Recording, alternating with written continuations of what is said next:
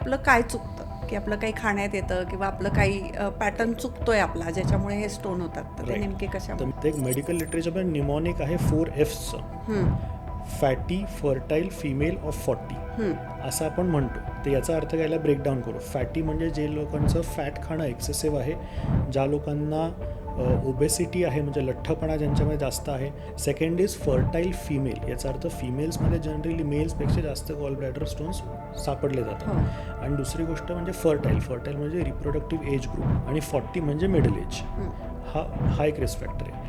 याच्या व्यतिरिक्त जे लोक डायबिटिक असतात त्यांच्यामध्ये मेटाबॉलिझम बिघडलेलं असतं, इन्सुलिन रेजिस्टन्स आलेलं असतं, एक्सेसिव्ह फॅट झालं असतं, त्यांच्यामध्ये रिस्क फॅक्टर जास्त असतात. ज्यांची एकंदरीत एक सिडेंटरी लाईफस्टाईल आहे, म्हणजे बसून काम करण्याची, ज्यांच्या आयुष्यात एक्सरसाइजची जास्त जागा नाही आहे, जे एक्सरसाइज जास्त करत नाही, अशा लोकांमध्ये रिस्क फॅक्टर वाढतात गॉलस्टोन्स होण्याचे.